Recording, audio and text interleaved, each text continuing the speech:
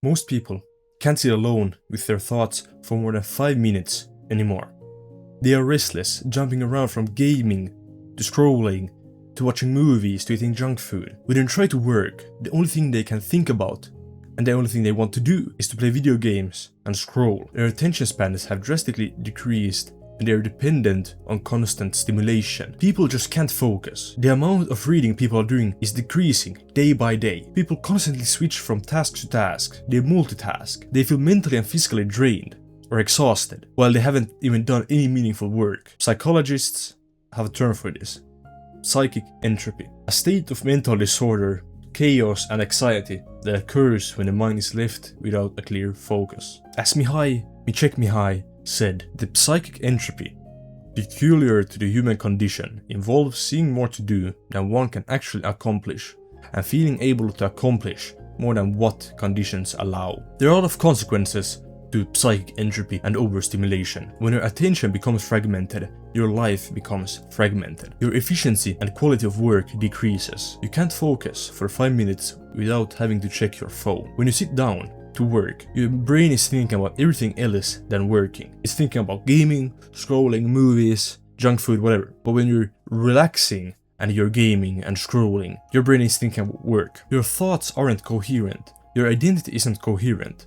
When you have an idea, a genius idea, you just trail off and then you forget it. You can't remember what you were thinking about. You had goals, but now they seem too distant to even strive for. You're literally eating yourself alive. One of the best ways to learn is by reading. But when you're overstimulated, when you have a low attention span, when your brain has a lot of psychic entropy, you can't focus and read. So that leads to you neglecting reading, which is one of the most important ways to learn. Creativity needs time to think, time for your thoughts to process, and for you to be able to connect many ideas together, to think about how they connect to each other and how you can implement them and change them and synthesize them. When you were younger, you felt so creative. You played with toys, some small figures of Lego or cars or whatever, and you play with them for hours on end. You could build gigantic Lego structures from just some pieces. Your creativity was enormous. But then, as you get older, it fades away. Life becomes more bland. Sure, it's a part is because of the school system's conditioning on you, so you are not supposed to be as creative, but it's also about overstimulation. When you're overstimulated, your brain gets numbed down and you can't focus and can't be creative anymore. Work also suffers from overstimulation and psychic entropy, because to work and to actually finish a project, to actually do something, you have to have focus, and you don't have that when you're overstimulated. Relationships can also suffer because overstimulation, scrolling, it introduces new constant novelty every single second because you don't know what's coming next. It's like a slot machine. A stable relationship is the same thing over and over again. Sure, you sometimes learn something new about each other, but often not much happens in that relationship. And that's why if you're overstimulated, if you need constant stimulation, you might be pulled more towards drama, and that hurts your relationships. And when you're overstimulated, you're less present. You're not meditating, you're not journaling, so you're just thinking about other things instead of being in the present moment. And that also hurts your relationships, because when you have planned to go on a date with someone, or be present with someone watching a movie or whatever you're gonna do with them, then you're thinking about work, or you're thinking about scrolling or the game you played today. They don't appreciate that, because you're supposed to be there with them at that current moment, but you aren't. I was stuck, like most people. I was scrolling, social media, overloading my brain with stimulation, gaming, watching movies, also TV shows, junk food. I was cramming the last seconds of my day, of my calendar full with things to do, because I couldn't stand being with myself for 5 seconds.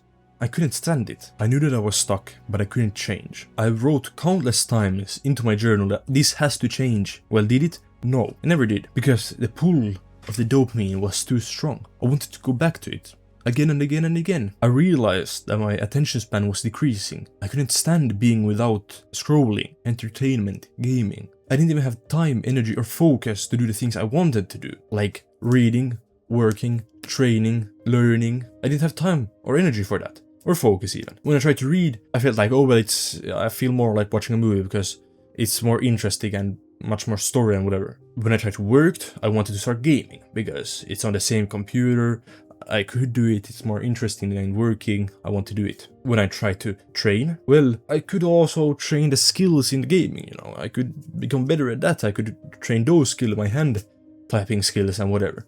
And with learning, you know, you learn a little bit by watching shorts, you know, or scrolling. You might find a gold nugget in after 3 hours of scrolling. Well, you don't even remember it after 5 seconds.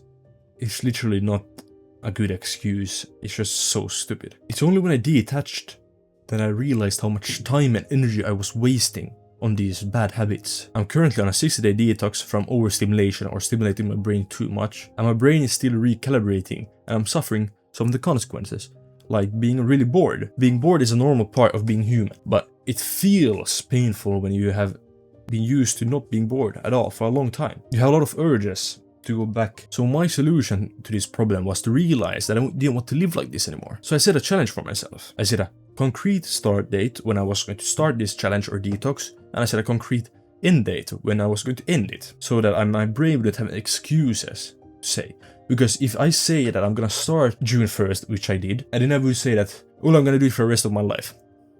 Your brain can't comprehend that. Obviously it starts making excuses like, bro, that's 80 years. Or how many years you're going to live. You're not gonna complete that. But if you set a deadline of 60 days, because I have a 60-day detox, so 60 days, that is much more comprehensible to your brain, and you're also much more likely to complete that. Another thing I did was journal about the most distracting things in my life, the biggest time wastes, the things that control my life, which I didn't want to control my life. And I decided I'm going to quit them, especially the ones that I try to convince myself, well, it's not that bad, you know, it's relaxing, it's just only 1 hour a day, because those are the ones that control your life the most and will end up destroying your life also. To succeed with a challenge or detox, you have to prepare what you're going to do with all the free time you get, and it's a lot of free time. And also what you're going to do when urges appear or you experience urges, because you will. I decided to meditate more each day to have better control of my brain and focus and urges, and then also just to read more. During this detox has gone probably 2 weeks now almost, or already 2 weeks. I read 2 books, so basically 1 book a week. I'm on my 3rd. I'm probably gonna read before this week ends, because I'm already pretty far in. So I read a lot,